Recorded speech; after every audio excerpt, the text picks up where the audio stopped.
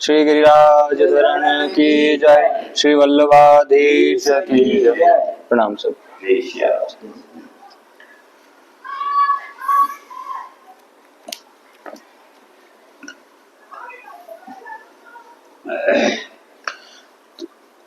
कल बात ये हो रही थी कि दंभ किसे कहते हैं। हमने सुना है कई बार कि दंभी व्यक्ति, इस व्यक्ति में दंभ बहुत है। तो स्वामी रामसुखदास जी बताना चाह रहे हैं कि जो व्यक्ति मतलब दो तीन बताया कि मतलब एक दंभी व्यक्ति किस प्रकार का होता है, दो तीन बातें बताई। उनमें से एक तो थी कि अपने में सदाचार है, शुद्धि है, पवित्रता है, पर अगर लोगों के सामने हम पवित्रता रखेंगे तो वे हमारी हंसी उड़ाएंगे, हमारी निंदा करेंगे। ऐसा सोचकर अपनी पवित्रता छोड़ देना और सामने वाले की तरह बन जाना भी दंभ है। ये तो गलत ही हो गई। जैसे आजकल विवाह आदि के अवसरों पर क्लबों, होटलों के स्वागत समारोह में अथवा वायुयान आदि पर यात्रा करते समय पवित्र आचरण वाले सज्जन भी मान सत्कार आदि के लिए अपवित्र खाद्य पदार्थ लेते देखे जाते। यह भी दंभ ही है।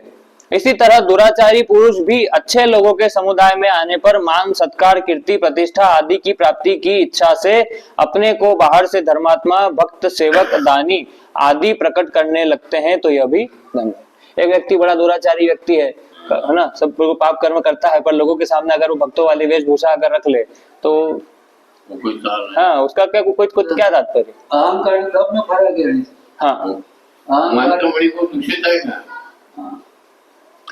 अहंकार और दंभ में होता है। मैं जो मैं अच्छा हूँ तो अंदर से तो दूसरी चीजें बनी। अहंकार और दंभ में फर्क है। अहंकार तो हो गया अहम भावना, मैं की भावना कि मैं ही सब कुछ हूँ, इस तरीके से।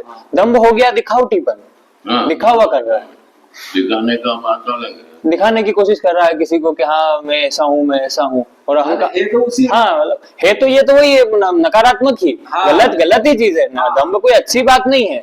जैसे अहम भी कोई अच्छी बात नहीं होती, अहंकार कोई अच्छी चीज नहीं है, वैसे दंभ भी कोई अच्छी चीज नहीं है। बाकी इसका थोड़ा सा तात्पर्य इसका ये दंभ का जो हम दिखावा कर रहे हैं ना संसार में, अच्छा होने का और इस तरीके का, वो दिखावे के बारे में बात हो रही है।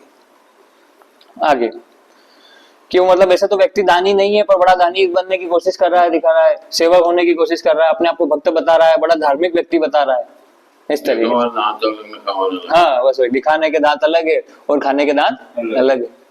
इस प्रकार से कोई साधक एकांत में बंद कमरे में बैठकर जप, ध्यान, चिंतन कर रहा है और साथ में आलस्य, नींद भी ले रहा है, परंतु जब बाहर से उस पर श्रद्धा, पूज्य भाव रखने वाले आदमी की आवाज आती है, तब उस आवाज को सुनते ही वह सावधान होकर जब ध्यान करने लग जाता है और उसके नींद आलस्य भाग जाते हैं, तो यह भी एक सूक्ष्म दंभ है। ये भी दिखावा ही तो हो गया, ये भी तो दिखावा हुआ फिर कि व्यक्ति ऐसे तो मतलब चलो ऐसे तो ये बड़ी अच्छी बात है कि वो अकेले में भगवान का नाम तो ले रहा है, इसलिए बोल रहे हैं इसको पूरा दंभ तो नहीं बोला। हाँ, पूरा गलत तो नहीं बोला, बोल रहे हैं सूक्ष्म रूप से दंभ है। क्यों? क्योंकि एक तरफ से आलस्य और नींद भी ले रहा है, और जब कोई व्यक्ति आ गया उसके पास में, किसी ने आवाज लगा दी, जो उसकी बड़ा उसका आदर करता है, तो वो उसके प्रति बुरा भाव न रख ले तो वापस उसको दिखाने लग जाता है कि हाँ मैं तो माला कर रहा हूँ, मैं तो नाम ले रहा हूँ।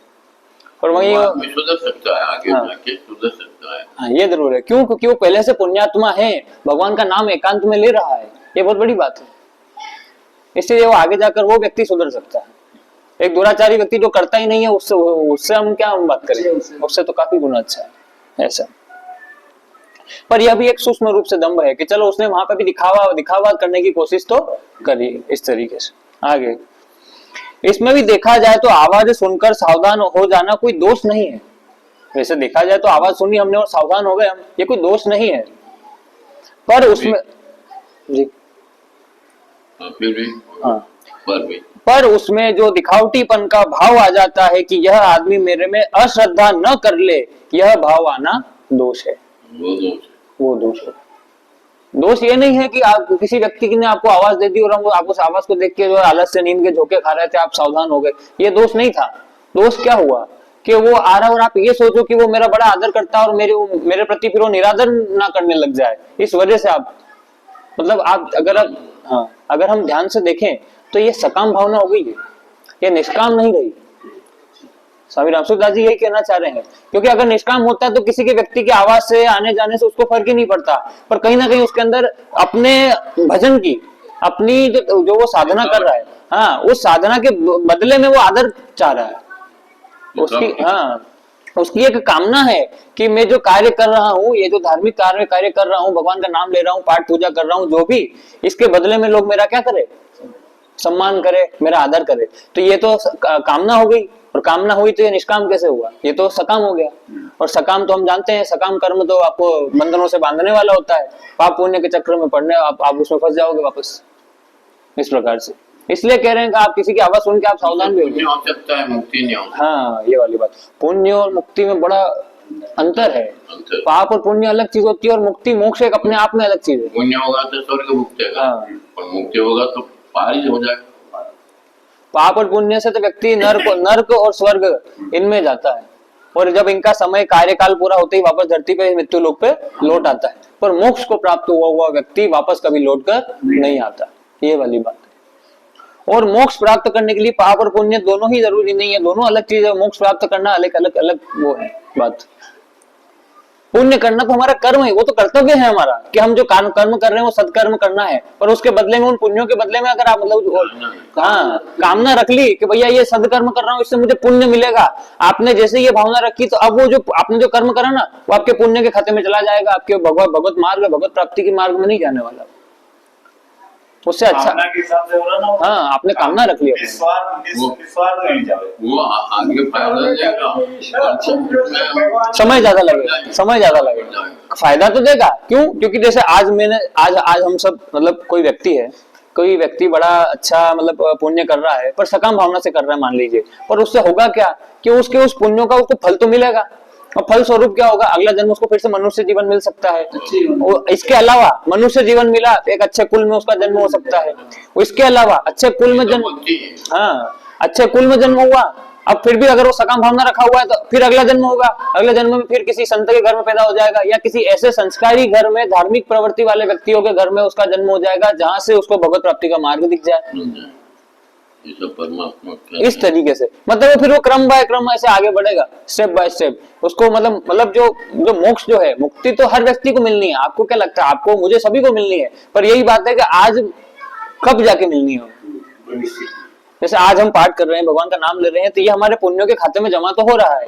तो अगला जन्म ये तो निश्चित है कि ये जो जन्म है इससे तो बेहतर मिलेगा हमें, इससे तो अच्छा मिलेगा। अगर मोक्ष नहीं भी मिला तो ये पक्की बात है कि हमें जो अगला जन्म मिलने वाला है, वो अगला जन्म इससे अच्छा मिलने वाला है। अर्जुन ने गीता में पूछा, भगवान ने कहा इसका उत्तर दिया इस प्रकार से।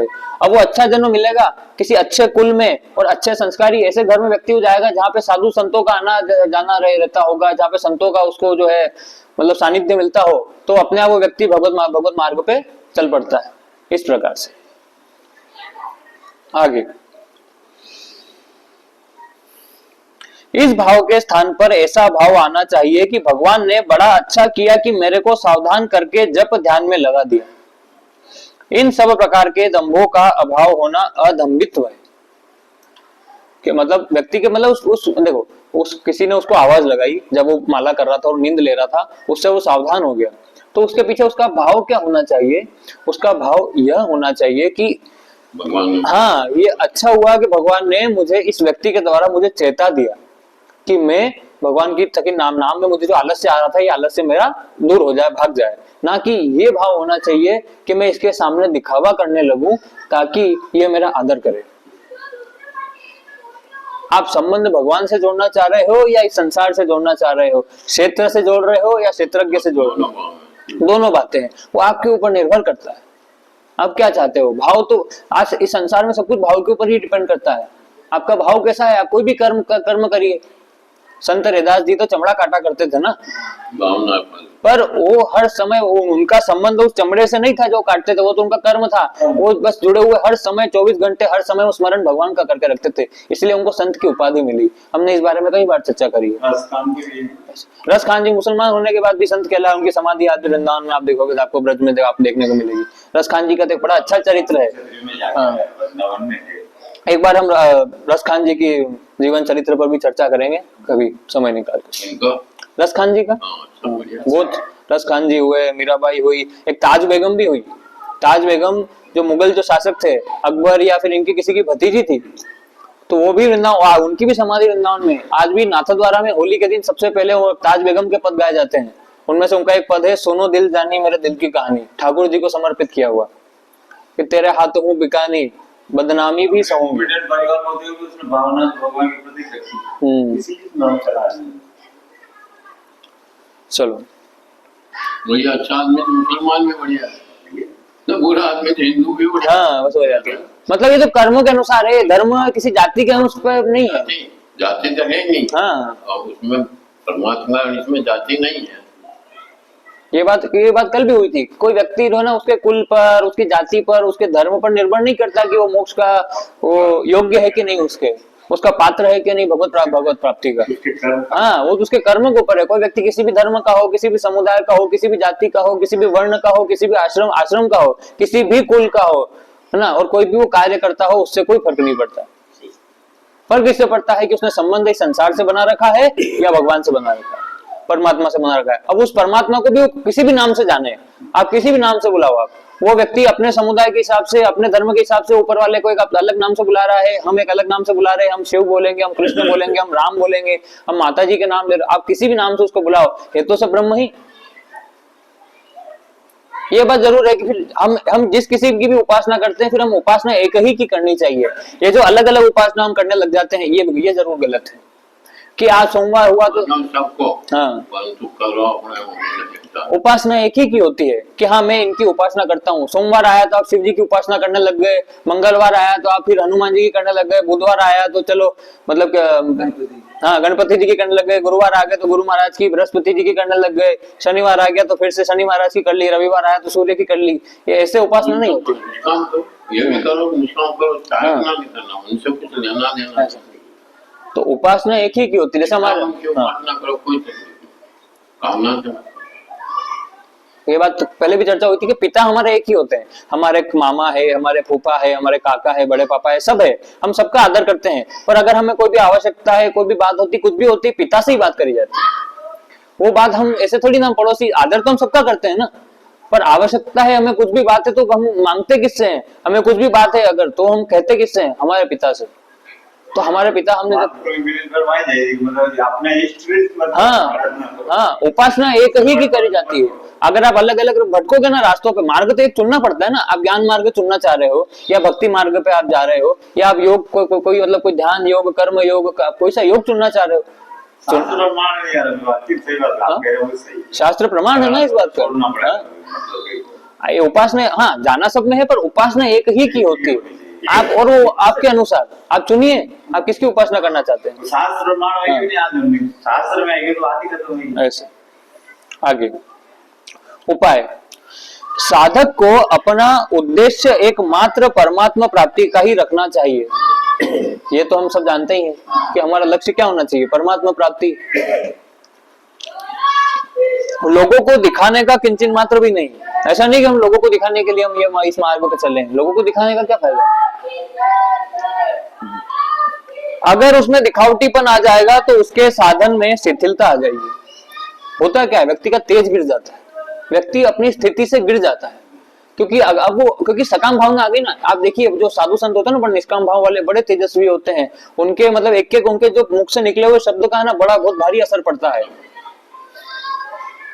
सही बात है। जैसे रमणानंद जी हुए, मेरे को आप किसी भी संत के ऐसे जो जीवन मुक्त महापुरुष होते हैं, वो व्यक्ति वो लोगों का जीवन बदल देते हैं इस तरीके से। उन्होंने तो कुटिया का मीटर लगवाने के लिए ध्यान है, जब तुम चोरी कर लो, डिप्टी से लाइट ले लो, या कोई गलत काम है। क्योंकि कुएं पे गए तो किस किसान ने आखिरी डाल के मोटर चलाया, तो उनका क्यों लाया मेरे पास कुएं पे, बिल भरेगा कि भरेगा। ऐसे संत वाले की ऐसे संत होने चाहिए इस प्रकार। तो दिखावटीपन आएगा ना व्यक्ति में, तो उसके साधन में शिथिलता आ जाएगी, जिससे उद्देश्य की सिद्धि में बाधा लग जाएगी। उसका उद्देश्य क्या था? भगवत प्राप्ति, पर अब उसके उद्देश्य में बाधा आ जाएगी। क्यों? क्योंकि अब सकाम भावना आ गई, लोगों को दिखाना चाह रहा है, तो अब संसार में फंसने लगेगा वो व्यक्ति, है ना। अपने मतलब अलग अलग, अगर वो कोई संत भी है तो वो अपना आश्रम बनाने हैं, यहाँ ऐसे फैलाना है, इतना धन प्राप्ति करनी है, अलग अलग आश्रम बनाओ, अलग अलग मठों का मैं भैया स्वामी बन जाऊं, मैं बड़ा वो बन जाऊं, बड़े अच्छे पद पे चला जाऊं। वो सब आपको इस संसार में बंधनों में फंसाएगा ही फंसाएगा। इस प्रकार से जैसे सत्यानंद जी फोन आए बिल्कुल ही ना,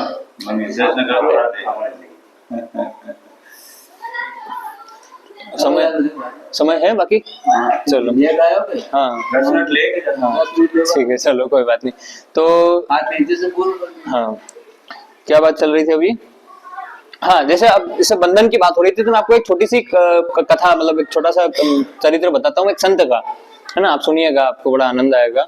वो कुछ ऐसा था कि बात ऐसी है कि बंधन कोई भी हो, चाहे वो अच्छा हो या बुरा, वो बांधने वाला ही होता है। एक बार एक संत के साथ ऐसा हुआ क्या, एक संत थे, जीवन मुक्त महापुरुष थे बिल्कुल, है ना, किसी निष्काम भाव वाले।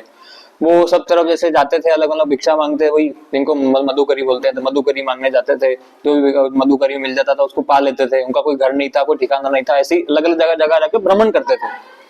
तो इससे हुआ क्या कि जब जब भ्रमण करने जाते, बहुत पुराने समय की बात है, तो जब वो जाते तो बहुत से लोग अच्छे जो पुण्यात्मा व्यक्ति लोग होते, जो उनको उनके अपने घर में भोजन करवाते, तो वो उनको बदले में जैसे दक्षिणा रूप में कुछ सोने की मोहर दे देते, 2 3 4 मोहर।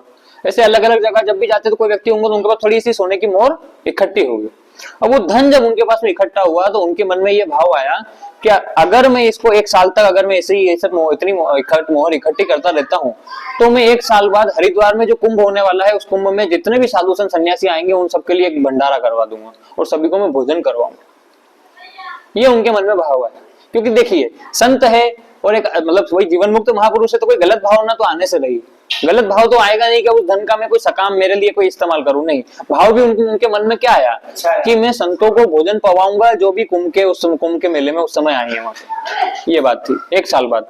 तो उन्होंने जो है ये भाव रखा। पर बात वही थी कि भाव कोई भी हो, कामना कोई भी हो, बांधती ही है। तो अब उनके मन में कामना तो आई, ठीक है। अब उन्होंने एक बड़ा सा बांस का डंडा ऐसा बनवा लिया जो खोखला था, अंदर से ऊपर से ढक्कन लग जाता, उसके अंदर वो सोने की मोहर रख लेते, ताकि क्या लोग डंडा समझेंगे, क्योंकि ऐसे कोई साधु संत ऐसे सब सोना लेके जाएगा तो कोई लूट लेगा।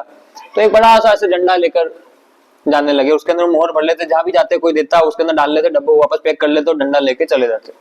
ऐसे करते करते करते करते जाने लगे। 1 साल पूरा होने वाला था, कुछ समय बाकी था। तो वहां पे जहाँ कुंभ होने वाला था वहीं पे वो जा रहे थे। उससे पहले उनको एक गाँव पड़ा, वहां पे उन्होंने पूछा कि भाई यहाँ पे कोई से कोई धर्मात्मा कोई व्यक्ति है जो साधु संतों को भोजन पवाता है? बोले हाँ, एक है गांव में सेठ जी है, वो आपको भोजन करवा देंगे। तो वहां पे चले गए। उस व्यक्ति ने उनका बड़ा आदर सत्कार किया, उनको भोजन करवाया और उनसे कहा कि आप आज रात आप यहीं पे विश्राम कर लीजिए। तो सेठ की नजर चली गई उस बांस के उस डंडे के ऊपर कि ये कुछ अलग लग रहा है, कुछ तो बात है इसके अंदर। ये मतलब सिर्फ एक डंडा तो नहीं है, क्योंकि बहुत ऊंचा लंबा मोटा सा है कि नहीं, और ऊपर भी कुछ अलग से ऐसा दिख रहा है। तो उसके दिमाग में आया कि इसमें कुछ तो है। तो जब संत उसने सोचने उनको सुला दिया। जब संत सो गए तो रात को चुपचाप आया, उसने वो डंडा उठाया, भारी था, देखा कि उसमें सोने की मोहर निकली। तो सोने की मोहर देख के खुश हो गया। अरे ऐसे संत तो मेरे घर पे रोज आए, अब इन संतों को तो पैसों का क्या काम, मैं सेठ हूँ, मुझे काम आएंगे। उसने वो सारे सिक्के निकाल लिए और उसके अंदर से पत्थर कंकर डाल के ऐसा कैसा पैक करके उनको वापस उसी जगह पे रख दिया उस सेठ ने। संत तो चलो सीधे सरल प्रवृत्ति के, तो उनको खोल के तो कुछ चेक किया नहीं। वो ऐसा कैसा डंडा उठाया, वजन उतना ही लगा उनको और ऐसे लेके वो तो चले गए। वो सब सोने की बन जाएंगे कुंभ में। सुनिए, आप तो कथा सुनिए। तो वहां चले गए, वहां जाके एक आश्रम में गए। आश्रम में जाके बोला कि जितने भी संत है यहाँ पे कुंभ में आए हुए हैं उन सबके लिए भंडारा करवाया जाए। तो वो बोले कि स्वामी जी आप कह तो रहे हैं, पर इतना हमारे पास इतनी व्यवस्था तो है नहीं। बोले व्यवस्था की चिंता मत करो, पैसा मैं दूंगा, आप तो भंडारा करवाओ। जितने भी है सबको आमंत्रण दे दो, सभी संतों को, जहाँ पे भी हरिद्वार में जहाँ पे भी हुआ था कि जितने भी संत है यहाँ पे वो भोजन करने, वो उनके लिए भंडारा है और सबको भोजन करने आना है, सबके लिए आमंत्रण दे दो। बोले ठीक है स्वामी जी आप कह रहे हैं तो ठीक है। तो उन संतों ने जो है पूरे वहां पे प्रयागराज में हरिद्वार में जहाँ पे भी हुआ आमंत्रण दे दिया हजारों संत आने के लिए। तो उन्होंने बोला कि हमने आमंत्रण तो दे दिया, पर अब भोजन की व्यवस्था बिठाने के लिए तो सामान लाना पड़ेगा, तो उसके लिए कुछ पैसा तो चाहिए। तो बोले कि थोड़ा पैसा दे दीजिए। बोले नहीं नहीं अभी नहीं, क्योंकि उनके मन में आया कि पैसा भी निकाल लूंगा, लोगों को पता चल जाएगा डंडे में इतना सारा सोना है तो कोई लूट नहीं ले। बोले एक साथ लास्ट में दे दूंगा, बोल देना एक साथ आखिर में मैं पैसा दे दूंगा, मुद्रा जो है ये आखिर में दे दूंगा। तो उन्होंने कहा ठीक है। तो वो ऐसे ही फिर लेकर आ गए। उन्होंने भोजन की तैयारी हो गई, भंडारा बनने लग गया, वो पकवान पकने लग गए। फिर वो आए वापस से संत कि अब तो आप दे दीजिए क्योंकि अब सबको हमको पैसे देने हैं। तो बोले ठीक है। उन्होंने जैसे ही वो ढक्कन खोला और जैसे डाला सब कंकर ही कंकर निकले, सब पत्थर निकले उसमें से। तो शाम साथ में जो थे वो खुद परेशान हो गए कि ये क्या कर दिया आपने, संत होते हुए आपने हमारे साथ ऐसा झूठ बोला, हजारों संतों को हमने निमंत्रण दे दिया है, भोजन पकने लग गया है, अब हम कैसे पैसा देंगे, क्या करेंगे, आपने हमारे साथ धोखा किया इस तरीके से। अब वो संत को भी कुछ पता नहीं कि कैसे हुआ, सोने की मुद्राएं सब पत्थर में कैसे बदल गई। पर उनके हृदय को बहुत चोट पहुंची। तो अब क्या हुआ कि अब वो करे भी क्या, क्योंकि हजारों संत आने वाले हैं। वो मतलब खुद बड़े वो ग्लानि हुई उनको, और उन्होंने गंगा जी में जाके अपने प्राण त्याग दिए। उस संत ने गंगा जी में जाके अपने प्राण त्याग दिए कि अब तो मेरा कोई उद्देश्य नहीं रहा। जिनको जो मैं भोजन पवाने लाया था, निमंत्रण दिया, सब कुछ होने लग गया और मेरे पास अब पैसा ही नहीं है, कैसे जाएंगे, सब भूखे लौटेंगे और मैं क्या करूंगा। उन्होंने अपने प्राण त्याग दिए, आत्महत्या कर ली। अब उस सेठ के साथ में क्या हुआ, पहले वो जानते हैं। सेठ ने तो बहुत सारा पैसा ले लिया और पैसा लगाया, बड़ा धनवान हो गया, और उस सेठ की कोई औलाद नहीं थी। बड़े सालों बाद फिर उसको एक पुत्र हुआ, और वो पुत्र हुआ तो ऐसा हुआ कि अब बीमार ही रहने लगा। हाँ, बीमार रहने लगा। बीमारी में उस सेठ का पैसा जाने लगा, सब खत्म हो गया, सब बिक गए, सामान, घर, जमीन, जायदाद सब। उसके बावजूद भी उसका वो पुत्र सही नहीं हुआ। अंत में उसको पुत्र उसको बोला कि अब मैं बचने वाला तो हूं नहीं, आप मेरी आखिरी इच्छा पूरी कर दीजिए। बोले क्या तेरी आखिरी इच्छा? कुछ सालों बाद की बात है, 3 साल 4 साल जो भी है, 12 साल, कि यहाँ पे हरिद्वार में कुंभ होने वाला है, तो जितने भी संत आएंगे उन सबको आप एक भंडारा करा के भोजन करवा देना। वो पुत्र बोला क्योंकि मैं बचने वाला तो हूं नहीं, आपके पास में भी अब कुछ बचा है नहीं, जो दुकान वुकान छोटा मोटा बचा है ये बेच दो, और ये बेच के उसका जो है उनका भंडारा करवा दो, क्योंकि मैं ही नहीं रहूंगा। वैसे भी उनके मन में ही आया कि जब औलाद ही नहीं रहेगी तो वैसे भी कोई फायदा नहीं इतना पैसा इकट्ठा करने का। तो उन्होंने भी यही किया। उन्होंने वापस वहां पे गए हरिद्वार, और वहां पे भंडारा करवाया, सभी संतों को भोजन वोजन करवाया। फिर वो पुत्र बोला कि मैं वही संत हूँ जिसको आपने पहले लूट लिया था, मैंने अपने प्राण त्याग दिए थे, पर अब मुझे वापस इसलिए आना पड़ा क्योंकि मैंने भी एक बंधन मान लिया था कि मुझे इनको भोजन करवाना। इस वजह से ना मुझे मुक्ति मिली और ना तुम्हें, ना तुम्हारी इस औलाद जो जिसका रूप मुझे लेके आना पड़ा, क्योंकि तुम्हारे कर्म से थे, तुमने एक संत को लूटा, तुमने गलत किया, उसके पाप के बदले में तुम्हारी सारी संपत्ति चली गई। तो आज गलत काम नहीं करना, तुम्हारी सारी संपत्ति गई तुम्हारे बुरे कर्मों की वजह से। जो तुमने किया था तुम्हें उसका फल मिला, और जो मैंने किया कि जो मैंने बंधन बांधा, कि मैंने जो मन में जो कामना रख ली थी मुझे इनको भोजन पवाना है, उस बंधन की वजह से मुझे भी लौट के वापस आना पड़ा। और वो ये कह के फिर उस बच्चे ने अपने प्राण त्यागे। फिर वो संत को तो चलो वो जीवन मुक्त हो गया, क्योंकि एक जन्म उनका बंधन जो था वो बंधन खत्म हुआ उस समय जब से उनको भोजन पवाया। और तो कोई इच्छा थी नहीं उनकी, और जो सेठ था उसका सारा पैसा चला गया, निर्धन हो गया, दरिद्र हो गया इस प्रकार से। इसलिए बंधन कैसा भी हो वो व्यक्ति को बांधने वाला ही होता है। संत भी एक अच्छे कामना से भी संत की थी तो भी वो बंधन में बंधे, और एक जन्म बाद उनको वापस आना पड़ा। और ये सेठ जिसने बुरा कर्म किया ये भी बंधा उसमें, और उस कर्म के फल भोगते हुए इसको पूरा दरिद्रता देखनी पड़ी। उन्होंने गलत ही किया था, वो निकाल के ऐसा, और अपने पुत्र को खोना पड़ा। सोने की बीड़ी हो या लोहे की, वो बांधती है आपको, वो बीड़ी किसी की भी हो, सोने की हो या लोहे की, चांदी लोहा किसी की भी हो, आपको बांधेगी इस प्रकार से। इसलिए जो कर्म जो है हमको कर्म से बंधना नहीं है, अच्छा भी हुआ या बुरा भी हुआ, पुण्य हो या पाप हो, वो हमें उससे बंधना नहीं चाहिए। इसीलिए बोलते हैं कि कर्म निष्काम करना चाहिए, सकाम कर्म अच्छा हो या बुरा बांधने वाला ही होता है। इस प्रकार से समय हो गया। ओम शांति शांति शांति। श्री गिरिराज धरण की जय, श्री गोवर्धन नाथ की जय, श्री वल्लभाधीश की जय, परम दयाल श्री गुसाई जी की जय, श्री विठल नाथ जी की जय, श्री यमुना महारानी की जय। जय जय श्री राधे। पूछ श्री के लोटा की प्यारे। हरिओम तत्सत, हरिओम तत्सत, हरिओम तत्सत।